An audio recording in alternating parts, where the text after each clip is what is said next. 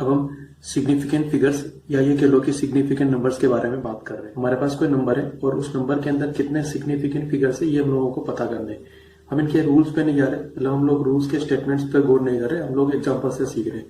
तो हमारे पास में दो तरह के नंबर्स हैं, एक वो नंबर जो एक से बड़े हैं और एक वो नंबर जो एक से छोटे हैं। एक से छोटे नंबर का मतलब हम लोग नेगेटिव की तरफ नहीं आ रहे, नेगेटिव साइन से हम लोगों को कोई लेना देना नहीं है। हमारा नंबर 0 से लेकर 1 के बीच में है, हम लोग को नंबर के मैग्नीट्यूड से मतलब है दरअसल।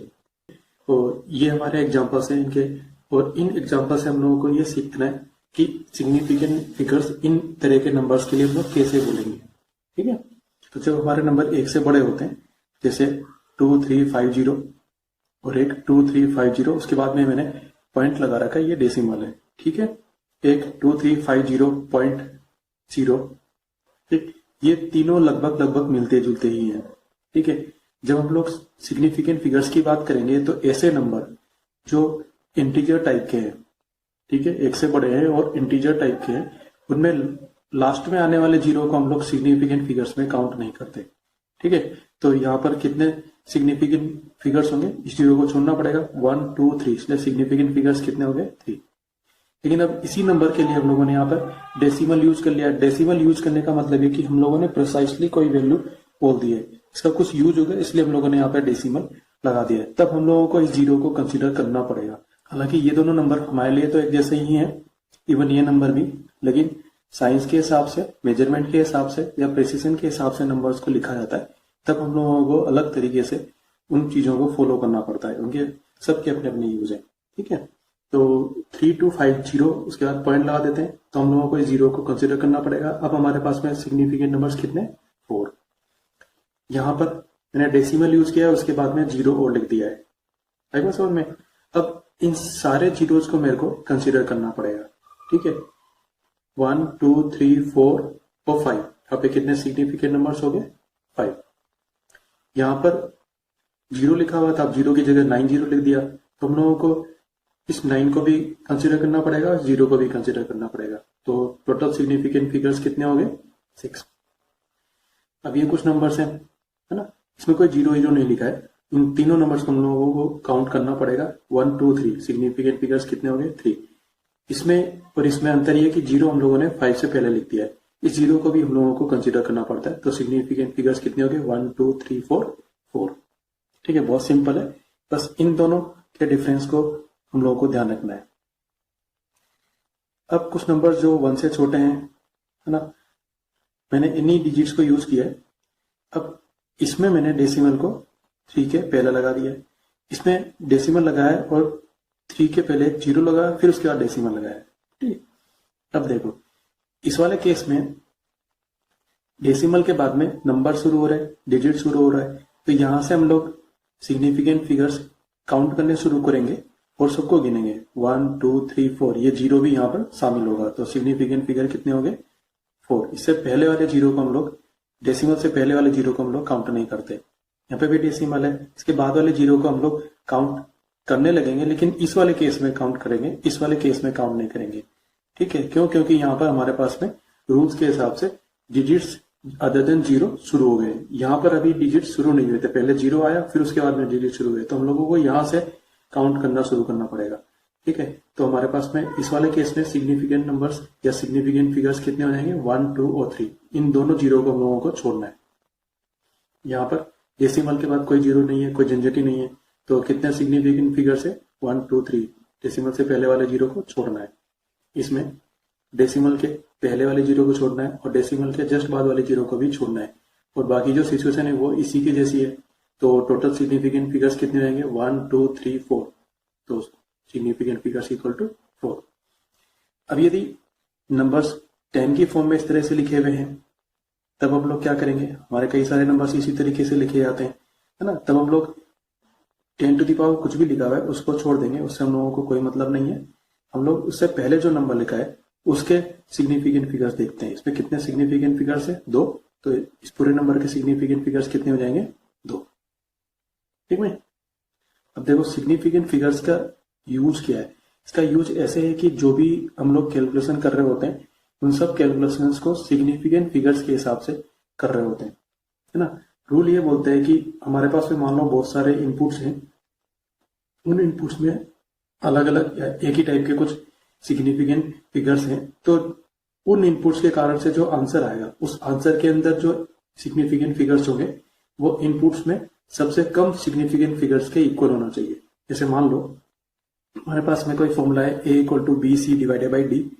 मान लो ये अपने पास में b है, इसके अंदर सिग्निफिकेंट फिगर्स कितने हैं, 2 हैं। ये c है, इसके अंदर सिग्निफिकेंट फिगर्स 3 है। और मान लो ये d है, इसके अंदर सिग्निफिकेंट फिगर्स 1 है। जब हम इस फॉर्मूले को यूज करेंगे और यूज करके कैलकुलेशन कर लेंगे तो जो भी हमारा आंसर आएगा उस आंसर को हम लोगों को एक सिग्निफिकेंट फिगर की फॉर्म में लेके आना पड़ेगा, क्योंकि इन तीनों इनपुट्स में से मिनिमम सिग्निफिकेंट फिगर वाला नंबर ये है ना। तो इसमें मिनिमम सिग्निफिकेंट फिगर्स कितने, 1 है, तो हमारा आंसर भी एक सिग्निफिकेंट फिगर वाला होना चाहिए। ठीक है, जैसे मान लो इनकी कैलकुलेशन करने के बाद में आंसर 2.36 आता है। इसमें कितने सिग्निफिकेंट फिगर है, 1 2 3 3 है, लेकिन हम लोगों को तो एक सिग्निफिकेंट फिगर चाहिए। तो क्या करना पड़ेगा, हम लोग इस 6 को यहाँ से हटाएंगे और इस नंबर को राउंड ऑफ करेंगे। ये राउंड ऑफ करने का पर्पज है। ठीक है, तो जब हम लोग राउंड ऑफ करते हैं तो इधर 3 की जगह 4 आ जाएगा और जो नंबर आएगा वो अब इसके इक्वल नहीं है, इसके अप्रोक्सीमेटली इक्वल है। ठीक है, तो हमारा नंबर अभी चेंज हो गया, 2.4 हो गया। अभी भी मेरे पास में 1 2 सिग्निफिकेंट फिगर्स है, लेकिन हम लोगों को 1 बनाना है तो इस 4 को भी राउंड ऑफ करना पड़ेगा।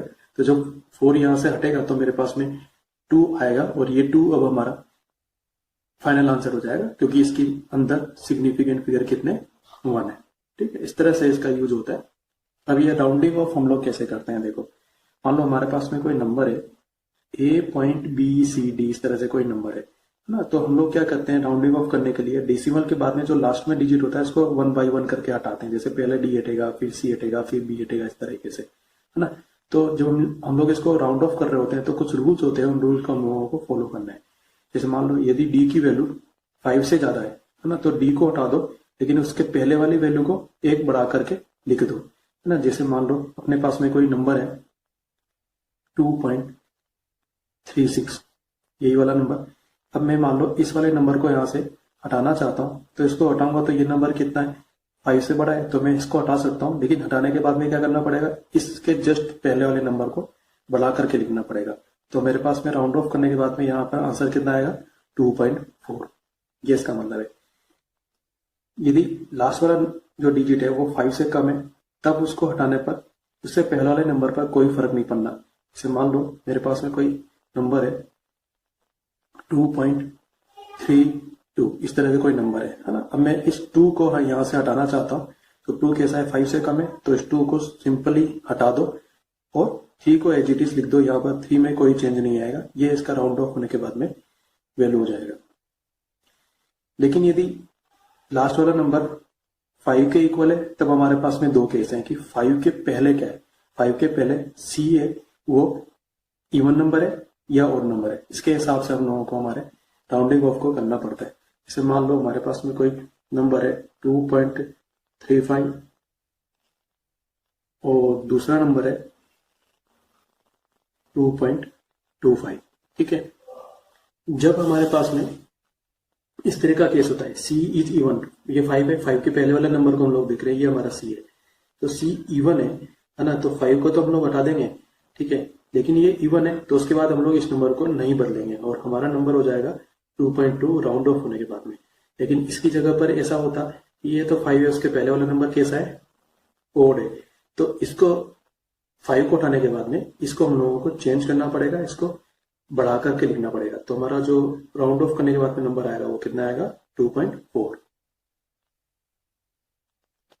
देखो हमारे पास एक क्वेश्चन है, the volume of 5.74 gram of an object is 1.2 centimetre cube, calculate its density up to the significant figures. हम लोग को क्या कैलकुलेट करना है, डेंसिटी। अब ये लाइन नहीं भी लिखता है यहाँ से up to the significant figures, तो भी हम लोगों को वही काम करना चाहिएगा जो हम लोग करेंगे। मतलब हमारा आंसर सिग्निफिकेंट फिगर्स के हिसाब से आना चाहिए। ठीक, देखो डेंसिटी कैलकुलेट करना है, तो डेंसिटी क्या होता है भाई, डेंसिटी तो होता है मास डिवाइडेड बाई वॉल्यूम। मास हम लोगों को पता है कितना है, 5.74, वॉल्यूम कितना है 1.2, इनकी यूनिट से ग्राम और सेंटीमीटर क्यूब, तो यूनिट रहेंगे ग्राम पर सेंटीमीटर क्यूब। इन दोनों को हम कैलकुलेट करते हैं तो हमारा आंसर आता है 4.7833 ग्राम पर सेंटीमीटर क्यूब। अब देखो हमारा जो आंसर है कितने सिग्निफिकेंट फिगर्स में है, 1 2 3 4 5, इसमें 5 सिग्निफिकेंट फिगर्स है। और जो डेटा या इनपुट हम लोगों ने लिए थे उसमें कितने कितने सिग्निफिकेंट फिगर्स है, इसमें तो है 3 और इसमें कितने 2। ठीक है, तो सिग्निफिकेंट फिगर्स के कॉन्सेप्ट्स के हिसाब से जो आंसर आएगा वो इन दोनों में से कम वाले सिग्निफिकेंट फिगर्स के हिसाब से रहेगा। तो इसमें कितने सिग्निफिकेंट फिगर्स है 2, तो इसका आंसर भी फाइनली 2 सिग्निफिकेंट फिगर्स में होना चाहिए, है ना। तो इसका मतलब है ये जो लास्ट के 3 नंबर है इनको हमको राउंड ऑफ करना है। अब हम लोग राउंडिंग ऑफ के रूल्स यहाँ लगाएंगे। पहले 3 को हटाते हैं, 3 5 से छोटा है तो इसके अगले वाले नंबर पर कोई फर्क नहीं पड़ेगा, इसको सीधे सीधे हटा दो। तो हमारे पास अप्रोक्सीमेट वैल्यू आ जाएगी 4.783। अभी भी हमारे पास में 4 सिग्निफिकेंट फिगर्स है, हम लोगों को इस 3 को भी हटाना है। 3 5 से छोटा है तो इसको सीधे सीधे हटा दो, इस 8 पर कोई फर्क नहीं पड़ेगा। तो और अप्रोक्सीमेट वैल्यू जाएगी 4.78। अभी हमारे पास में 1 2 3 सिग्निफिकेंट फिगर्स है, लेकिन हम लोगों को दो चाहिए, तो हम लोगों को इस 8 को हटाना पड़ेगा। अब ये 8 5 से बड़ा है, तो जब 5 से बड़े नंबर को हम लोग हटाते हैं तो उसके पहले वाले नंबर को हम लोग बढ़ा के लिख देते हैं। तो हमारे पास में यहाँ कितना आएगा 4.8। ये हमारी अप्रोक्सीमेट वैल्यू हो जाएगी। कितने सिग्निफिकेंट फिगर्स है हमारे पास में 2, और यहाँ पे मिनिमम कितने थे 2, तो ये हमारा करेक्ट आंसर माना जाएगा। ठीक है, अब हम लोग थोड़ा बहुत एरर्स के बारे में पढ़ लेते हैं। जब अपने पास में मान लो कुछ मेजरमेंट्स है, किसी भी फिजिकल क्वांटिटी के लिए, मान लो वो measurements A1 A2 A3 A4 ऐसे मान लो 4 मेजरमेंट्स है। ठीक, अब ये जो मेजरमेंट्स है इनका हम लोग मीन निकाल रहे हैं। मीन कैसे निकालेंगे,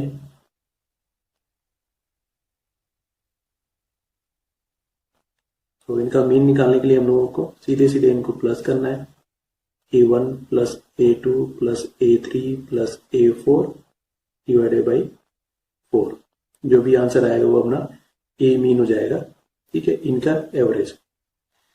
अब ये जो ए मीन आया ना, ठीक है, ये ए मीन इन चारों वैल्यूज के लिए ट्रू वैल्यू बोला जाता है।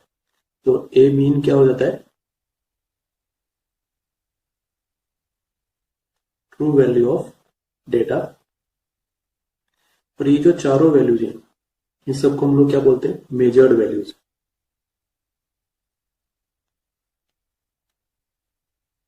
ठीक है, अब ना इन सब में हम लोग कुछ कैलकुलेशन करते हैं, और वो इस तरीके से करते हैं कि सब में ए मीन में से A1 को सब्ट्रैक्ट किया। ठीक है, फिर हमने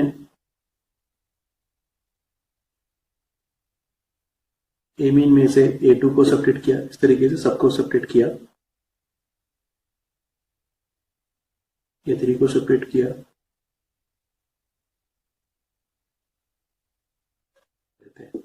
तो इनके सब्ट्रैक्शन के बाद में जो आंसर आ रहे होते हैं इनको हम लोग एब्सोल्यूट एरर्स कहते हैं। तो ये A1 के लिए था, तो मैं इसको लूंगा एब्सोल्यूट एरर फॉर A1, ये हो जाएगी एब्सोल्यूट एरर फॉर A2, ये हो जाएगी एब्सोल्यूट एरर फॉर A3, ये हो जाएगी एब्सोल्यूट एरर फॉर A4। इनको हम लोग क्या बोलते हैं,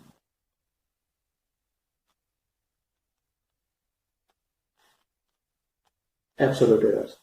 ठीक है, अब ये जो एब्सोल्यूट एरर्स हैं ये पॉजिटिव भी हो सकती हैं और ये नेगेटिव भी हो सकती हैं। ठीक है, अब हम क्या करते हैं, ये जितने भी एब्सोल्यूट एरर्स हैं इन सब का न्यूमेरिकल वैल्यू ले लेते हैं और इन सब का एवरेज निकालते हैं। ना, न्यूमेरिकल वैल्यू लेने का मतलब है मॉड्यूलस लेना। तो ये हो जाएगा modulus delta A1, modulus delta A2, फिर मॉड्यूलस डेल्टा A3 और फिर मॉड्यूलस डेल्टा A4, और इसका एवरेज निकाल लेते हैं। कितने हैं, 4 है, 4 से डिवाइड किया। तो यहां जो आंसर आएगा उसको हम लोग बोलेंगे delta A mean. Delta A mean का मतलब है ये मीन एब्सोल्यूट एरर है। ये क्या है, मीन एब्सोल्यूट एरर। ठीक है। अब इसका सिग्निफिकेंस ये है कि हम लोग जिस भी चीज के मेजरमेंट्स ले रहे हैं उसको इस तरीके से ले सकते हैं। मान लिया वो ए है तो उसको हम लोग बोल सकते हैं ए मीन प्लस माइनस डेल्टा ए मीन। ये हमारे काम का है, ठीक है। मान लो हम लोगों ने लेंथ कैलकुलेट की और लेंथ कैलकुलेट करने के बाद में एवरेज लेंथ कितनी आई, एवरेज लेंथ मान लो 2 मीटर आती है और उन लेंथ में जो एरर्स है उनके मीन एब्सोल्यूट एरर कितनी आती हैं, वो मान लो डेल्टा एल मीन है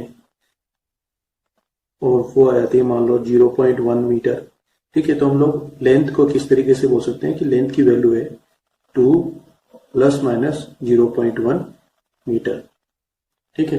कहने का मतलब है जो लेंथ आई है वो 2 से ज्यादा भी हो सकती है और 2 से कम भी हो सकती है। कौन सी लेंथ, जो हम लोगों ने मेजर की है, ठीक है। तो इस हिसाब से हम लोग बोल सकते हैं कि कोई भी वैल्यू, इसकी वैल्यू अभी हम लोग ए बोल रहे हैं इसलिए ए की वैल्यू ए मीन माइनस डेल्टा ए मीन से लेकर ए mean plus delta A mean तक हो सकती है,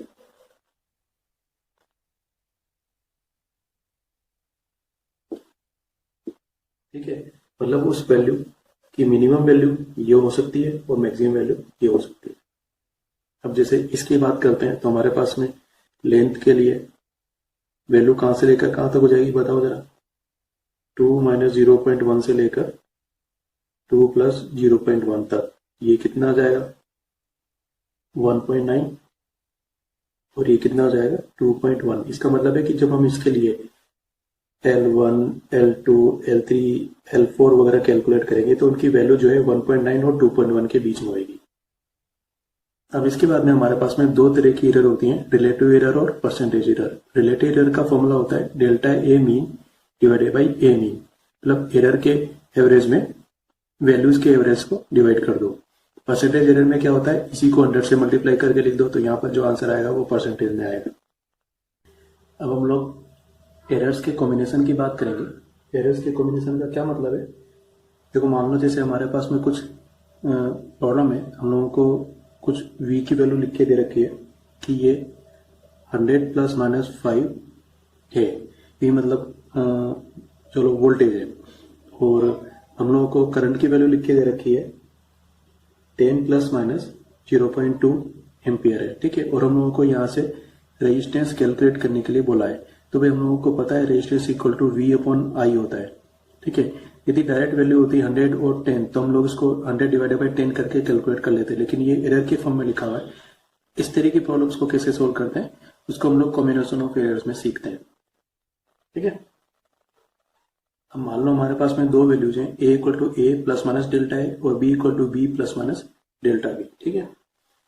हम लोग जो फॉर्मूला काम में लेने वाले हैं उसके अंदर हम लोग इस a और b को खाली प्लस कर रहे हैं या खाली माइनस कर रहे हैं, है ना। तो मान लो हमारे पास में कोई फॉर्मूला है c equal to A plus B, इसको हम लोग को यहाँ पर यूज करना है। तो हम लोग क्या करेंगे, हम लोग इस c के आंसर को इस तरीके से लिख लेंगे, इसको हम लोग x plus minus delta x मान लेंगे।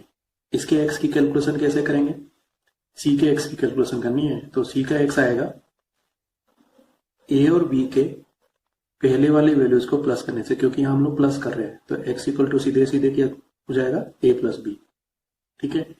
और ये डेल्टा x कैसे आएगा, ये डेल्टा x निकालने के लिए हम लोग बोलेंगे कि ये सीधे सीधे delta a plus delta b है, मतलब ये बाद वाली वैल्यूज प्लस हो रही हैं बस, ठीक है। और यहाँ चाहो तो प्लस माइनस लगाओ, चाहो तो मत लगाओ, उससे कोई फर्क नहीं पड़ रहा। हम लोग को हमेशा ध्यान रखना है कि एरर हमेशा प्लस हो रही होती है, ठीक है। यहाँ बीच में माइनस नहीं लगाएंगे। इनकी कैलकुलेशन करने के बाद में यहाँ वैल्यू पुट कर दो, उसी का आंसर आ जाएगा, ठीक है। हम लोग को मान लो d equal to A minus B calculate करना है, तब मान लेते हैं कि ये जो d है इसका आंसर कुछ इस टाइप से y plus minus delta y। तो हम लोग पहले y निकालेंगे फिर डेल्टा y निकालेंगे। वाई निकालने के लिए क्या करना पड़ेगा, वाई निकालने के लिए ए और बी की इन दोनों वैल्यूज को सब्ट्रैक्ट करना पड़ेगा, क्योंकि हम लोग यहाँ पे माइनस कर रहे हैं। तो ये सीधे सीधे ए माइनस बी हो जाएगा। और अब डेल्टा वाई निकालना बाकी है, तो delta Y is equal to आएगा delta A plus delta B. यहाँ पर ऐसे मत सोचना कि delta A minus delta B कर देंगे, एरर हमेशा प्लस होंगी, इस चीज का ध्यान रखना है। यदि ए और बी मल्टीप्लाई हो रहे हैं तब क्या करना है, मान लो हम लोग ए इंटू बी की वैल्यू ई ले लेते हैं, तो जैसे यहाँ एक्स और वाई की टर्म्स में लिख देते हैं, ऐसे ही हम लोग यहाँ पर मान लो ई को जेड की टर्म्स में लिख देते हैं, Z plus minus delta Z. तो ये जेड कैसे आएगा, क्योंकि मल्टीप्लाई हो रहे हैं तो पहले ए और बी को मल्टीप्लाई कर दो, तो ये जेड इज इक्वल टू सीधे सीधे ए बी हो जाएगा, मतलब मल्टीप्लाई हो रहे हैं। और अब ये डेल्टा जेड कैलकुलेट करना है, तो डेल्टा जेड कैलकुलेट करने के लिए हम लोगों को ये कैलकुलेशन करनी पड़ेगी, delta Z upon Z is equal to delta A upon A plus delta B upon B. ठीक है, यहां से डेल्टा जेड निकालने के लिए जेड को उधर लेके चले जाओ, तो हमारे पास में डेल्टा जेड हो जाएगा Z multiplied by delta A divided by A और delta B divided by B. इसकी कैलकुलेशन करके डेल्टा जेड की वैल्यू यहां रख दो, तो हमारे पास में ए इंटू बी का फाइनल आंसर ई आ जाएगा। नेक्स्ट, यदि हम लोग डिवाइड कर रहे हो तब मान लीजिए एफ इक्वल टू हम लोग ए डिवाइडेड बाई बी कर रहे हैं, तभी जैसा प्रोसीजर यहाँ किया था वही प्रोसीजर हम लोगों को करना है। हम लोग मान लीजिए एफ के आंसर को लिख देते हैं कुछ small F plus minus delta small F लिख देते हैं, चलो ठीक है। तो इसका स्मॉल एफ कैसे कैलकुलेट होगा, इसका स्मॉल एफ कैलकुलेट करने के लिए ए और बी को हम लोग आपस में डिवाइड कर देंगे, ए डिवाइडेड बाई बी, और डेल्टा एफ कैलकुलेट करने के लिए हम लोग इसके जैसा फॉर्मूला काम में लेंगे, delta F divided by F is equal to delta A divided by A plus delta B divided by B. फिर नेक्स्ट इस एफ को इधर क्रॉस मल्टीप्लाई कर देंगे, तो डेल्टा एफ बन जाएगा F into delta A divided by A plus delta B divided by B, इस तरीके से।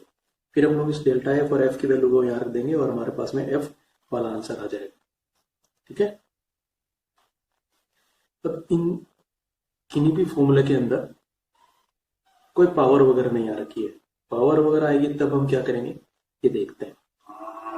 ठीक है, मान लीजिए हमारे पास में ये कोई फॉर्मूला है, ठीक है, और ये जो ए बी सी है इनकी वैल्यूज कुछ ऐसे हैं, जैसे ये मान रखी ना वैसे ही A equal to A plus minus delta A, B is equal to A B plus minus delta B, और सी इज इक्वल टू है C plus minus delta C. ठीक है, तो जब हम इसका आंसर निकाल रहे होंगे, मान लेते हैं कि जी का आंसर ये है, G is equal to small G plus minus delta small G. तो जी की कैलकुलेशन करने के लिए हम लोग सिंपल इसको काम में लेंगे, ए की जगह स्मॉल ए, बी की जगह स्मॉल बी और सी की जगह स्मॉल सी लिख देंगे और इसकी कैलकुलेशन कर लेंगे। डेल्टा जी की कैलकुलेशन करने के लिए जैसे यहाँ सब किया था वैसे डेल्टा जी अपॉन जी लिखेंगे, क्योंकि ए की पावर एक्स है तो एक्स को आगे लिख देंगे और साथ में डेल्टा ए अपॉन ए लिख देंगे। फिर ऐसे बी की पावर वाई है तो वाई को आगे लिख देंगे, फिर डेल्टा बी अपॉन बी कर देंगे, और ऐसे यहाँ पर सी की पावर में जेड है तो जेड को आगे लिख देंगे और डेल्टा सी अपॉन सी लिखेंगे। ध्यान रखेंगे कि यहाँ पर सी नीचे है लेकिन फिर भी हम लोगों ने प्लस साइन लगाया है, एरर्स हमेशा प्लस ही होती है, यहाँ पर हमेशा प्लस लगेगा। अब यदि डेल्टा जी निकालना है तो जी को उधर क्रॉस मल्टीप्लाई कर दो,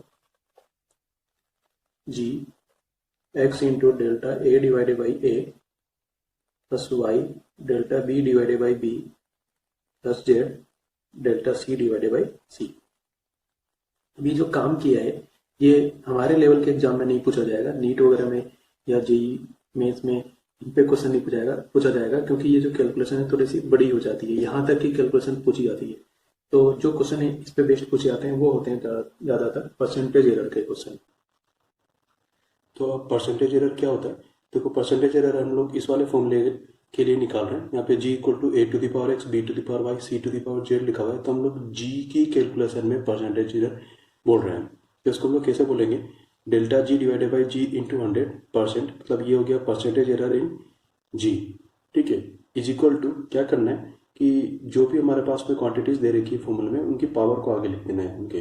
ठीक है, तो एक्स को हम लोगों ने आगे लिख दिया, एक्स ए के लिए लिख दिया डेल्टा ए अपॉन ए, फिर वाई को आगे लिख दिया और बी के लिए लिख दिया डेल्टा बी अपॉन बी, फिर जेड को आगे लिख दिया और सी के लिए लिख दिया डेल्टा सी अपॉन सी, ठीक है। और इन सब को हम लोगों ने 100 से मल्टीप्लाई कर दिया, है ना। तो ये जो कैलकुलेशन होगी और इसका जो आंसर निकलेगा वो हो जाएगा जी में परसेंटेज एरर, है ना। और ये एक्चुअली इस तरीके से नजर आ रहा है, 100 को अंदर मल्टीप्लाई करेंगे तो ये होगा डेल्टा जी अपॉन जी इंटू 100, ये हो जाएगा x delta A upon A into 100।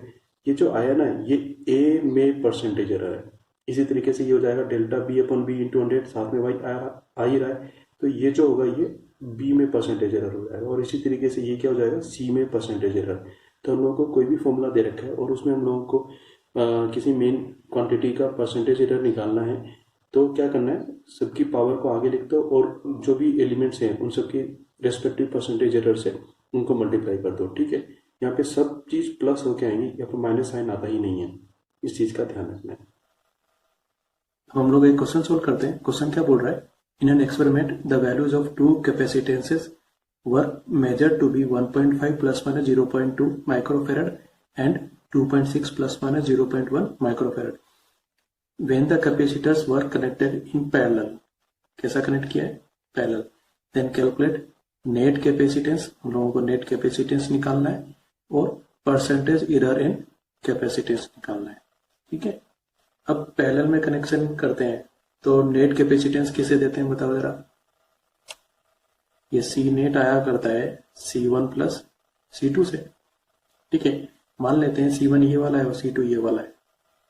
C1 equal to 1.5 plus minus 0.2 और C2 equal to 2.6 plus minus 0.1, ये इस तरीके से दे रखा है। देखो सी नेट निकालने के लिए C1 प्लस C2 करना पड़ रहा है, तो इन दोनों को प्लस करेंगे, तो प्लस करेंगे तो क्या करेंगे, इन वैल्यूज को हम लोग पहले प्लस कर लेंगे, ठीक है। तो हमारे पास में 1.5 और 2.6 कितना आएगा बताओ।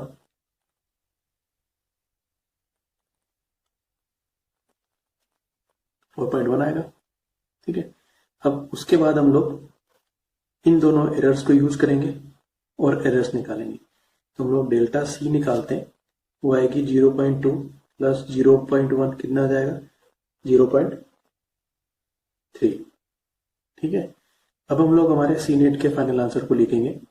तो सी नेट क्या हो जाएगा, पहले ये लिखना पड़ेगा, है ना। तो ये हो जाएगा 4.1 फिर प्लस माइनस, है ना, प्लस माइनस डेल्टा सी कितना है 0.3 और ये आंसर किस में है माइक्रो फैराड में, ठीक है। तो ये तो हमारा नेट कैपेसिटेंस आ गया। परसेंटेज एरर इन कैपेसिटेंस ये कैसे कैलकुलेट करेंगे भाई।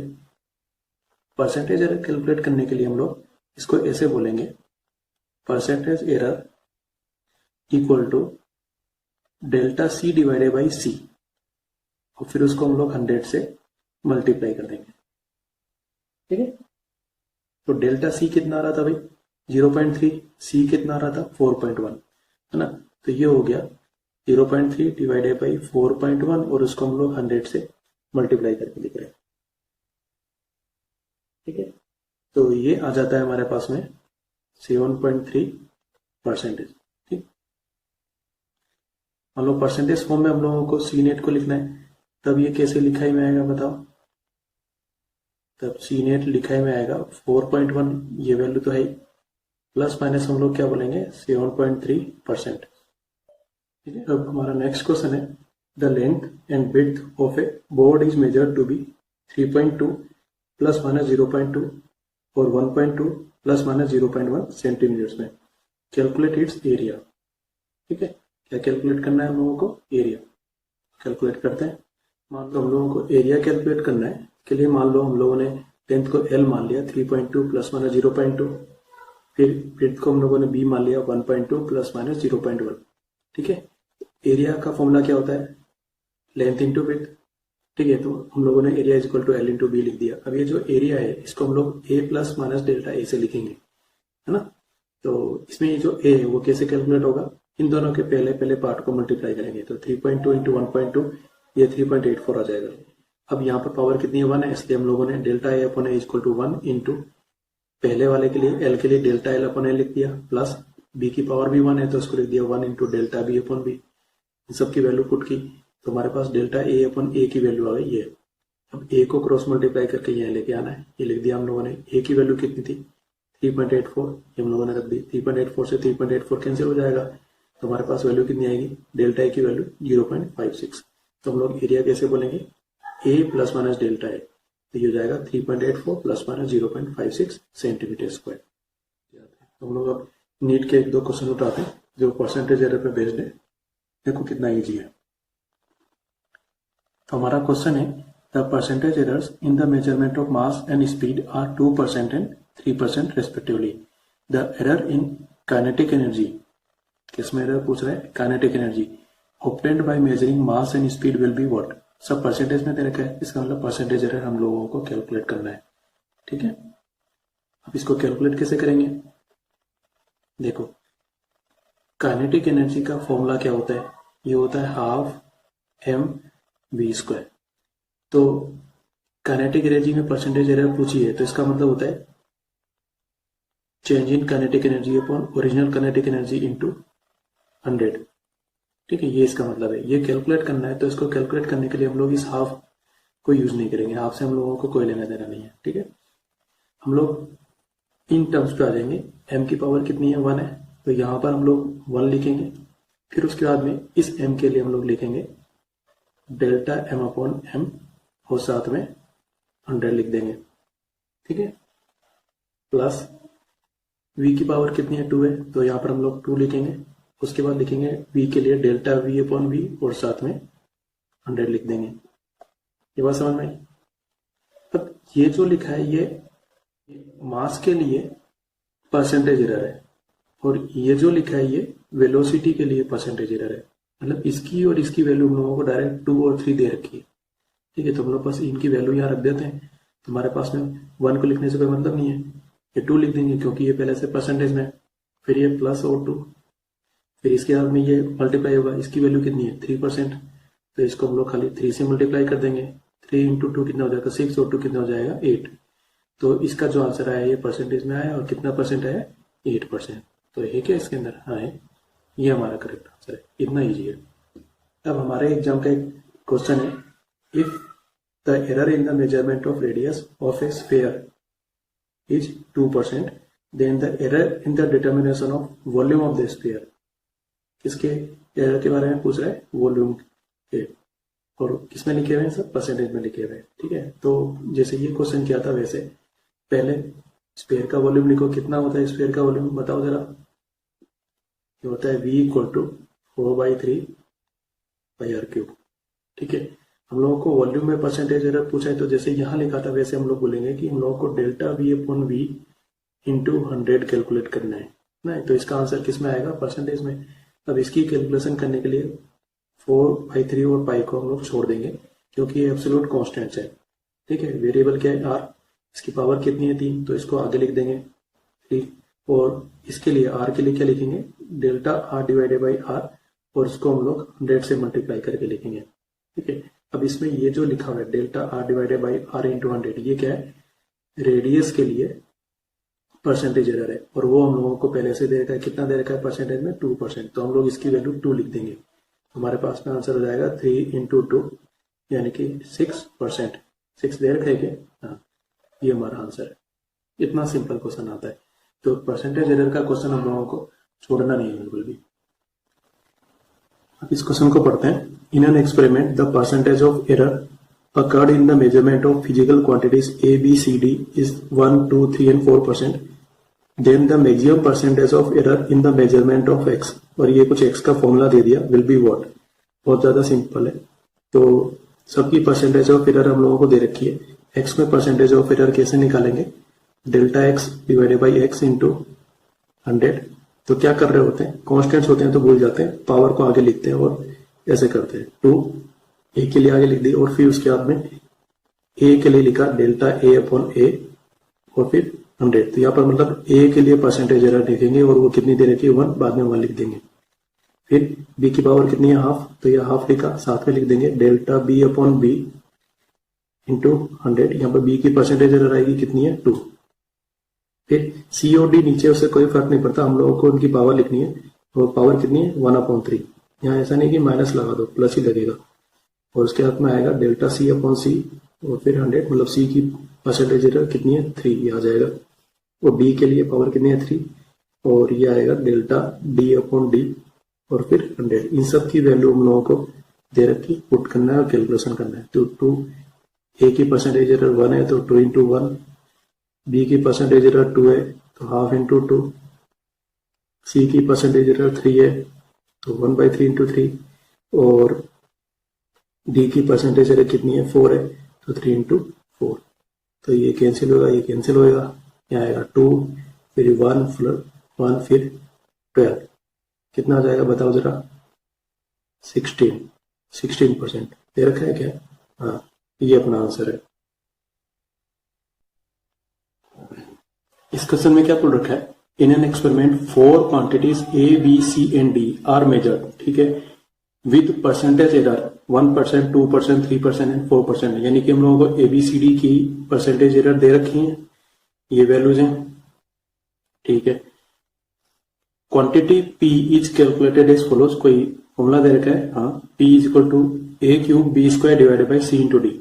Then percentage error in P is what, हम लोग को परसेंटेज एरर निकालनी है। तो ये तो बहुत ही सिंपल है, P की परसेंटेज एरर कितनी हो जाएगी बताओ, delta P upon P into 100, ठीक है। तो कैसे करते हैं हम लोग क्या करते हैं कि कोई कोफिशिएंट्स होते हैं तो उन लोगों को तो हम लोग छोड़ देते हैं, पावर को देखते हैं और पावर को आगे लिख देते हैं। ए की पावर कितनी है 3 है तो 3 को आगे लिखेंगे, और साथ में हम लोग क्या लिखेंगे, delta A divided by A into 100, ठीक है। फिर प्लस करते हैं, बी की पावर कितनी है 2, इसको लिखेंगे, साथ में इसकी क्या लिखेंगे, delta B upon B into 100। फिर नेक्स्ट सी को लिखेंगे, सी भले नीचे आ रहा है लेकिन तो भी हम लोगों को प्लस करके लिखना है। तो सी की पावर कितनी है 1 है, इसलिए इसको लिखने से कोई मतलब नहीं है, तो 1 चलो मान लो लिख भी देते हैं, तो ये हो जाएगा 1 इंटू डेल्टा सी अपॉन सी इंटू 100। इसी टाइप से डी की पावर कितनी है भाई, ये भी 1 है, तो हम लोग इसको ऐसे लिख देते हैं, चलो 1 into delta D upon D into 100। अब ये जो कुछ भी लिखे हुए हैं ये सब, इन सब की परसेंटेज एरर्स हैं, तो इनकी वैल्यू हम लोगों को पहले से दे रखी है, तो इनकी वैल्यू लिख दो बस। 3 इंटू ए में परसेंटेज एरर कितना है 1 है तो इसको 1 लिख दिया, बी में परसेंटेज एरर कितना है 2 है तो इसको 2 लिख दिया, सी में परसेंटेज एरर कितना है 3 है तो इसको 3 लिख दिया, और डी में परसेंटेज एरर कितना है 4 है तो इसको 4 लिख दिया। कैलकुलेशन कर लो, 3 4 3 और 4 कितना आएगा बताओ जरा, 14। अभी जो आंसर है वो अपने आप परसेंटेज में, ठीक है क्या कोई ऑप्शन, हाँ है, तो यही अपना करेक्ट आंसर है। इस क्वेश्चन में बोल रखा है, if voltage across a bulb rated 220 volt 100 watt drops by 2.5% of its rated value.